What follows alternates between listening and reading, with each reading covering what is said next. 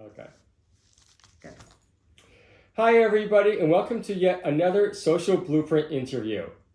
Friends, we are always trying to bring you very interesting, unique people in the community.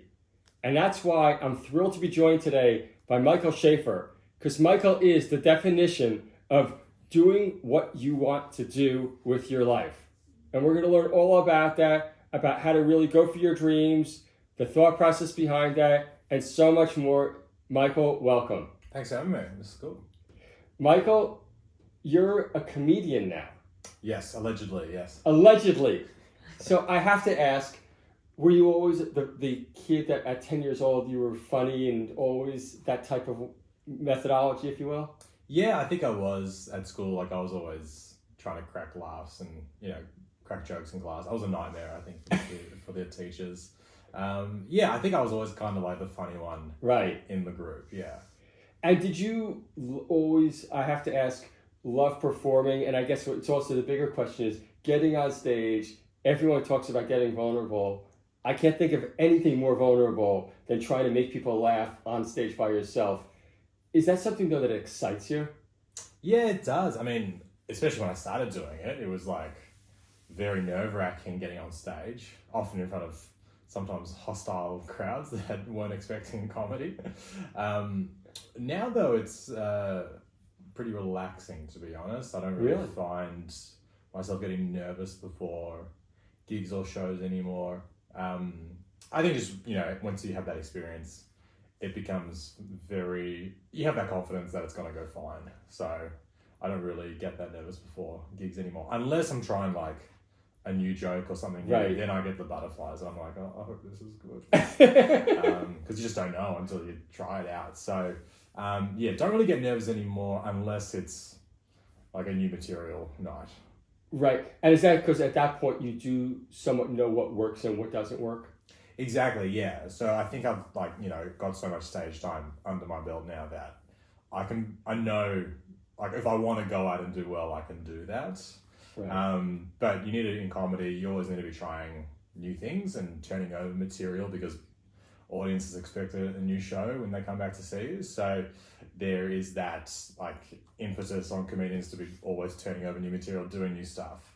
So yeah, there's going to be a lot of failure in that process because you try out a joke one night, it goes badly. You go, okay, I'll try a different version of that joke tomorrow, and then hopefully eventually get it to a point where it is good and you can confidently say it and know it's going to go well. Interesting. And also, do you feel the pressure of new material? And the reason I'm asking that is because I saw Larry David, who wrote Curb Your Enthusiasm and Seinfeld co-founder. He said in an interview, the reason he stopped doing Seinfeld is because he felt so much pressure to keep putting out new material. Now, obviously, that's after 13 seasons and a lot of episodes and hundreds of millions of people. But do you feel something similar? Yeah, 100%. So, I'll tour a new show every year, and that tour generally starts in like February, January in Perth, because that's where like the first major festival of the year is over in Perth. So, yeah, I want to make sure I've got a new show by January pretty much. Right. So as soon as I finish kind of like touring, and I usually tour like Jan to May, that's when I start going, okay, I got to write some new stuff. And yeah, so what's it now? October. So I think I've got like the skeleton of my new show there, but there's still a heap of work to do with it. So yeah, I feel that pressure because I'm like, okay, I want to have a new hour by January, February. So yeah, I've got a gig tonight, a gig tomorrow, a gig Saturday. I'll be trying out new jokes and trying to get something new to put into that new hour. Interesting. And I have to ask, and this is a question we can all relate to, including for this interview afterwards, which is getting heckled. Yeah. Do you have any words of advice for, we're all going to get heckled in life. How do you handle it? Because you're going to get punched. Yeah, I mean, yeah, especially if you're Chris Rock telling jokes at the Oscars. Very good. I can only talk about heckling in the context of doing stand-up comedy. I always find that, everyone tends to hate the heckler because everyone knows you're not really meant to do that. Right. And so generally, people already hate the heckler. Okay. So they're kind of already like you more than they like the heckler. You also have the microphone, so you kind of have a lot more power than someone just yelling out from the crowd. So I usually just try to respond like honestly to what they're saying, because just even doing that makes the crowd, laugh, because often what they say is not coherent. Right. So if you just kind of try to unpack what they've said, that already just makes the audience laugh. And then you just get a laugh, and then you can move back into what you're doing. Right. So you treat it with authenticity, but also with some comedy. Yeah, 100%. I mean, I think that when when something spontaneous like that happens in the room, there's no expectation that you have to be like funny and, you know what I mean? Because you couldn't have prepared for it. I think you just have to be present and just acknowledge it and react to it and not pretend it didn't happen. And that almost always kind of gets the audience back on your side and makes the heckler realize they should probably shut up for the rest of the show. And Michael, I have to ask also, as another self-serving question here, everybody I know wants to be more funny in the bar and in situations. Do you have any easy words of advice for how to be funny in that type of setting? I mean, that's a good question. How do you be funny in that setting? I think you have to be just always really present. I just think that it's like, I think when you're like trying to, in that setting, like if you're trying to like do jokes, I don't know, it feels a bit artificial. Yes. So you have to be just really, I think, just present and honest and, not try to do jokes, if that makes sense. It's kind of the same thing when you're on stage. Like if they think you're trying to do jokes, then it makes it actually harder to connect with them because there's some artificiality about that. Okay. So even though I am there trying to do jokes, yes, you have to really disguise it so that it's very conversational and very relaxed and as if you're just saying this for the first time and it's all very, spontaneous. But you got to trick them into that. Right. And also the other thing I noticed just from doing some research and watching you, you change the cadence, the speed a lot, it seems like. Is that obviously we're getting into the weeds here, but is that a big part of the delivery? I think it depends what years you're watching me. So I think that like early on, I was much faster. Right. Maybe because I was a bit more nervous and I was rushing to get to a punchline. Right. But now I'm a lot more relaxed, and if I know that there's a laugh coming here, right, it's fine. I can take my time and set it up properly, not just try to like get straight to the joke. Because once you do that, people are like, wait, what? They feel like they missed something. Right. So I think over time my cadence has slowed down as I've become more, I guess, confident in where the laugh is coming. Right. I'm not sure, truthfully, when the date of the film is. Sometimes I'll look back at old footage and I'll be like, what was I doing? Just slow down. You got a good joke here and you're just ruining it by rushing to the end. So I just want to yell. I want to heckle myself. So talking about the end, maybe let's wind back a little bit more to the beginning. You didn't start out your life as a comedian, even though you're very young now still. You really went on that traditional, what I'd call Jewish tradition. High education. Yeah. Education is the pathway to success, as my mom would say to me constantly over and over again. Just tell us a little bit about your time in high school and your first, what you thought was going to be your career. Yeah, so I went to Mount Scobus College and went there from prep all the way through to the end. Right. And was always like a pretty a high performing student and academically always did pretty well. And then, graduated, I duxed the year in 2008 and... Mazel tov. Yeah, sure. Then, got a good ATAR or enter back then and got a scholarship to Monash Uni to do biomed and law together. So biomed and law. Yeah. So I was quite a combination. Well, I thought I'll do a law degree and then you could, if you did biomed, you had your option of potentially being a doctor down the track.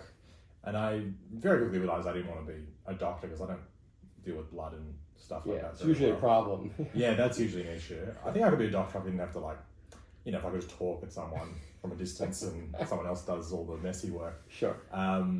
So yeah, I liked, but everything I started was great. I really enjoyed what I learned.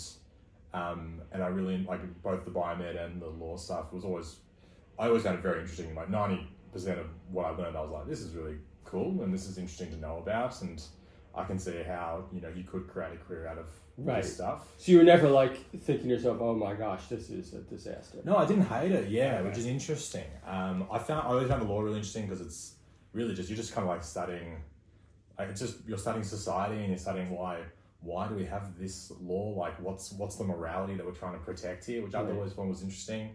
It's also, doing law is really useful if you want to become a comedian, because it teaches you to analyze the same set of facts from opposing angles. And it's when you're writing comedy, you can look at a set of facts and be like, okay, well, everyone's writing jokes from this angle. What if I write jokes from this angle and then I've got something original and unique? And I think law teaches you to be able to do both ways if you want. Yeah. So that was kind of one benefit of doing a law degree. But yeah, I really enjoyed what I studied, but then when I got to the end of my degree, and I did quite well, and I got offered to do some clerkships at corporate law firms, right? Which is when you were on your pathway. On the path, yeah, and it's when you kind of you spend 3 or 4 weeks at a corporate law firm and basically an extended job interview. Okay. And it became clear to me that I enjoyed what I studied, but I couldn't work in an office, right? Forever. I just would have hated it. Really? So you knew as soon as that period ended that this was not going to be your final destination. Yeah, I just couldn't be in an office and working on other people's schedules, and I've always been, I think, very autonomous. I like to do my own thing and just I can motivate myself, and I like just doing things that I want to do the way that I want to do them. And I found that since you're working in a law firm with there's a huge team, you've got superiors and there's hierarchy. Sure. I think I would just lose all autonomy. So and clients. Yeah, and clients. Yeah. And they have expectations. I'm sure they would hate that. Yeah. So I think doing comedy was a great way for me to just have total control over what I wanted to do. Yeah. That makes sense. And can I ask, again, the Jewish parents, if you will, what was their reaction to your change of heart? They were actually really supportive, which I think most people are kind of find that surprising. Right. I think they're quite supportive just because, I think I had a track record of doing well in things that I put my mind to. So I think they thought, well, he's had success doing other things. Right. So maybe if he just applies that to doing comedy, then he'll also be successful. So I think that they, had that belief in me, which is nice. I think it would have been hard if I didn't have that support from them. So it's nice feeling like they're just happy that I'm doing what I want to do. I see. So there's never that pushback oh my gosh, Michael, you're throwing your life away. No, not really. I mean, I do joke about that a bit because people have that, expectation, but yes. I personally not experienced that. I know a lot of, obviously, people do feel that way about, their family, their parents. I just think that my parents' generation and maybe even older have a very, narrow perspective of what it is to be successful and how to achieve success. And the Jewish community is okay, you can either be, the stereotype, you're either a doctor, a lawyer, an accountant. Right. Those are the only ways to have a good career. Right. Which I think might have been true 50 years ago. I don't think that's true anymore. I know so many friends of mine who are doctors, lawyers, very successful, doing those professions. Yes. They don't make that much money, at least for the first 10, 15 years. Until about 35, yeah. Yeah, until about 35. They have to study for ages. So they come out of uni with this huge debt they have to repay. It's it's that career seems so much more risky to me because you're hoping that in 15, 20 years from now it pays off.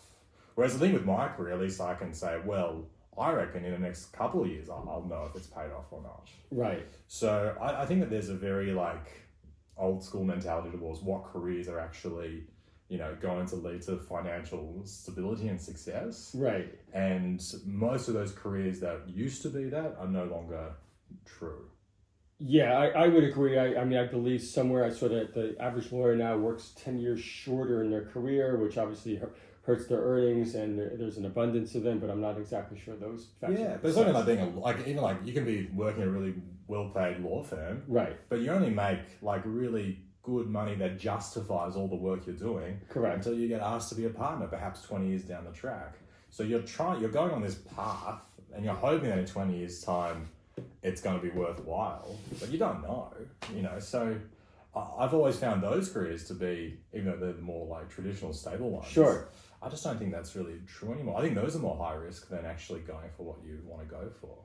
Yeah, and if you're a comedian with a joke, you know in about 30 seconds if it's working or not. 100%. I'm very like, I need to know now if this is good. So yeah, it's like I can write something today and then try it tonight, and I get that immediacy. Yeah. Exactly. I've got no patience. That's kind of my problem. Yeah. You should be like me in the stock market then. Yeah, well, that must be fun. You get to invest. If you're a day trader, how much fun would that be? Exactly. I guess if you're doing well, it's fun. Yeah.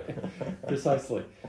So you went to college, or law school, I should say, at the end in America. Yeah. Is that right? Yeah. So I had like a couple of electives that I had to like do, and I had the option of doing them like in the US if I wanted to. So I was like, yeah, let's do that. So yeah, I went on exchange to American University in Washington DC, and that's when like I got obsessed with doing gigs and doing comedy over there. So what'd you do? So I was just like I had like 2 days of class, and then I was just like the rest of the time I was there literally just going to like as every open mic I possibly could. Like that's a full workload. Yeah. So and the good thing was when I was studying it was like pass fail, so I didn't have to like do well. It was like I just had to do the bare minimum just to kind of justify me being there. So I just passed and got my P and finished my degree. But yeah, I did like 3 or 4 open mics a night, just like trying jokes out, and yeah, maybe was doing like 15 spots a week. Like 15 a week? Yeah. Wow. Well, over there, there's like bigger population. They've got more clubs. They've got more rooms. Right. Rooms are really diverse. Like so, some rooms are like in white neighborhoods, some are in black neighborhoods. Right. So you kind of like learn to like perform to so many different types of people. Yeah, and then some are like out in like the suburbs, and then some are in the city. It's Virginia. Yeah. So it was really cool doing that, and I noticed just being there for a few months that I was like progressing a little bit. Like I was getting like better gigs. People were asking, "Oh, do you want to do this gig?" And I was like, "Oh, I'm getting $20 to do this gig. This is amazing." So yeah, it was fun being there for a few months, and I think that like I learned a lot about how to work comedy, like how to do gigs, how to listen. You have to listen back to the gig, and you have to really edit your stuff and then try it again. And I think I learned good habits. So you were obsessed at that point. Yeah. It sounds like it. Yeah, like completely addicted to it. My partner Amanda came to see me at the end of the semester, and she was just there for like a week or so, and I really regret it because she came to like spend time with me, and I was like, I was just going to ask that. It's great to have you here, but I've got 4 terrible open mics that I have to do tonight. So do you want to come to hang out in this weird bar at 11 p.m. on a Wednesday and watch me try and do jokes to people who are just trying to watch the NFL? So yeah, I was super obsessed with it. I learned from that I do have to, like, you have to balance your life. Like I was too. It's good to do that, but Is it hard to get an open mic gig? Like, is there a competition? It can be. Yeah, it can be. Like, usually you have to, if you're doing your first open mic, you have to like turn up and like just meet the room runner and say, "Hello, can I do comedy tonight?" And then they'll put you on the end when like all the crowd's left and it's terrible. Or drunk. Or drunk, but yeah, so that's usually how it starts. And then then hopefully you get just booked to do proper shows, and you don't have to. But I still love doing the open mics. Like I'll drop in to try out, a new joke. Right. If there's 10 people in a room, you can get a read on a joke. So I don't mind that. There's a lot of open mics that are so useful, and they're not like, and they're really fun, because it's like, this could go really badly, which is always fun. That's what makes it exciting, is that something bad could happen. 100%. And also over there, because the communities we were discussing are very diverse in a very small area, you can literally go 2 or 3 miles away. It's a completely different demographic. Yeah. Was that helpful in the sense of, did you find that certain jokes just work better in certain crowds? Yeah, 100%. You have to like change your performance. Like there's like America has this thing where they have like black rooms, they have white rooms. Yes. And like black audiences are like so much more fun. Yes. But if they like you, you really know, and if they don't like you, you really know as well. Don't hold back. Yeah. So you have to like be ready to deal with like more interaction from crowds and heckling and stuff like that. And then you got like other rooms which might be like more out in the suburbs, and it's maybe a few gigs where it was like kind of just like middle-aged white people and they have like no energy, so you kind of have to like bring the energy to them. So yeah, that experience was great. It's just taught you how you have to just deal with whatever's in front of you, and that will change where you're performing and when you're performing. You know, if it's early, they're going to be sober. If it's late, they're going to be drunk. You know, you just learn that kind of stuff. But I love it that you knew this was for you, and that was a great proving ground, wasn't it? Yeah, 100%. I mean, if you really have to love it, because if you don't love it, it's so not fun at all. So it's really, I think if you don't love it, it's like not enjoyable at all. But yeah, I love it, and like, you know, I love it when it goes well, and right. and even when it goes badly, I'm like, that was still kind of fun. And you still like you're like, okay, I need to do another gig straight away now to try to fix what went wrong in that previous gig. So would you go, say you did a gig at night, some things that worked, it didn't work that next day, were you already reworking it? Next hour, I'll go to the next hour? Yeah, I'll go to another open mic around the corner, get on Oh, wow. Yeah, and be like, okay, I need to try this joke? Because I've always, I mean, it's not a good way to think, but I'm always like, you're only as good as your last gig. So it's like, you know, if you have a bad one, you know, it's like, no, you got to have a good one too. Right. And if you have a good one, then you're like, oh, well, so you could do 2 in one night? Oh, yeah, I was doing like 3 or 4 sometimes. Yeah. Wow. Yeah, that's pretty like standard now for me. Like I'll try and, like if I'm out, I'm like, I'll do as many gigs as I can. If I'm leaving the house tonight, let's make the trip. Wow, I did not know that. Yeah. So, yeah, I think, yeah, it's interesting. A lot of people do think it's like, oh, I'll go to a gig and I'll do my 10 minutes and then that's my whole night. But it's like, no, I'm doing this 10 minutes and I already came from doing another 10 minutes at another gig and I'm going to now do 10 minutes at another gig because I want to work on a joke or whatever. So, yeah. Wow. It's, yeah, at the end of the day, it's like 30 minutes of work for a day. It's really not that big a deal. And some petrol. Yeah. Exactly. So, Michael, let's talk about something that wasn't, or is not quite so funny. You've had some poor health conditions in the last number of years. Can you just talk about that a little bit? Yeah, so this was like 2017, I got diagnosed with testicular cancer. Right. So I was 26 at the time. And yeah, that was also quite, you know, a real big shock and, you know, didn't expect to ever have to deal with, you know, that kind of diagnosis, at least not in my 20s. So yeah, we I had to do surgery and lots of chemo, and yeah, at the moment my health is really good and doctor's very happy. Okay. But yeah, obviously like still in that, you know, post treatment monitoring phase. So, you know, they still keep a close eye on me. I probably will for another maybe 18 months or 2 years or so. They just hopefully, you know, 18 months, 2 years, I'll probably be let go. But yeah, for now I just kind of I check in every few months. Wow, amazing. Now we do have a number of young men that watch the show. Are there any signs that you can talk about that you knew you had an issue or needed to get something checked out? Yeah, I mean, like the most obvious one is if like your testicles getting larger. Okay. That's like I think the most obvious sign. Okay. It doesn't necessarily hurt or anything. Like. Okay. So a lot of men like will wait for like to feel pain before they'll do something, but you might not get that. Okay. So yeah, I think that's the most obvious one. Like if testicles changing shape or changing like feel, right. That can be an issue. Could be nothing. Sometimes it's like, I've had so many friends who call me like, my ball's getting bigger. Yeah. And I'm like, I take these phone calls once a week now. And I'm always like, please go to your doctor. And they go to their doctor and, you know, it was a cyst or something behind and they're like, phew. So I know all about my friend's testicles at the moment. Okay. But yeah, that's the most obvious sign, like a changing testicle, not necessarily with any pain. And yeah, I mean, I caught it late. So I was kind of like quite unwell. I felt like I had the flu. I felt tired a lot. So you did have some symptomatics. Yeah, I just didn't really put it together though that it was like related to cancer. Yeah, I just thought I was just a bit run down. So yeah, that's kind of probably the main thing to look out for. So yeah, you get it early and they can usually just get rid of the ball and then you're good to go usually. Yeah. Right. And then, you know, combining that with comedy, do you have a lighthearted view of life a lot of times? And did that help you, I suppose, get through it? Yeah, like I've always thought that everything like can be funny. Right. And I think that's true for everything, including my own personal cancer experience. So, and I think that it's really important to be able to crack jokes about everything. Right. Because it just makes it seem more manageable and, you know, less scary. So, yeah, I think that my approach to it was to write jokes about it, you know, to talk about it on stage.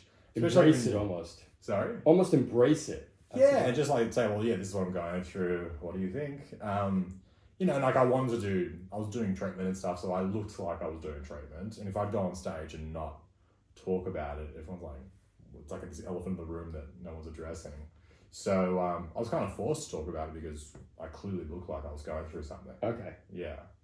But I'm glad I was forced to talk about it. I think it made me like better at comedy. I think it forced me to like grow, and I think it really connected with a lot of people who would come and chat to me afterwards.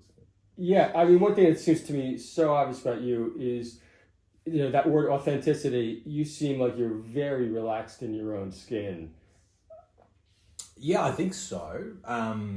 I think so. I think that like, when you do comedy, there's a lot of like humbling experiences in comedy because you're constantly like, trying jokes or like performing to a crowd that might not be into you or whatever. So It's like really like quite humbling, and you have to be very comfortable in like who you are and very just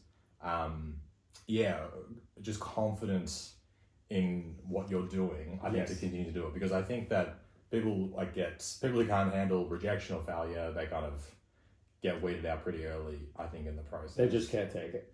Yeah, that's fair enough. Like, it's not easy to go to a shisha bar on a Tuesday night when you're 1 year into comedy and like bomb to a bunch of blokes just like smoking shisha, and this bar is just filled with smoke. I mean, you see that every Tuesday night down in Springvale. Like, wow. So I think you have to be confident in who you are and be okay with, people not liking you and rejecting you.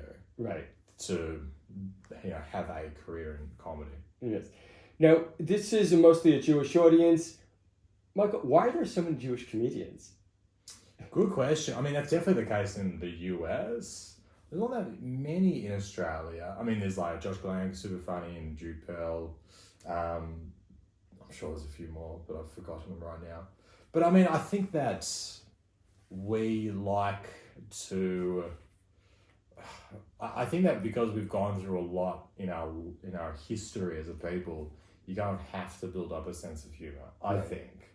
So I suspect that might have something to do with it. But yeah, it's a great question. That's my guess. Yeah. But we certainly disproportionately bat over our weight, for sure. Yeah, I think that's true. Well, I mean, if you go to New York, what is it like? 1 in 3 comedians are Jewish or something. So, yeah, very, very high. So, yeah, I also maybe like, I think guys like Seinfeld and Larry David, kind of really set the precedence pretty much. They kind of made it as if, this is a career that is achievable and can be done. So I'm sure that their success makes a lot of, other Jewish family and parents say to their kids, okay, well, Jerry Seinfeld just has a $10 million Netflix deal, so go for it if you want to try it at the mic tonight. So I think having those early guys doing well and Mel Brooks, I think that helps as well. I try to focus on the future. What does the future look like for you? Like, what are you doing over the next year? And also, is there a place we can watch you?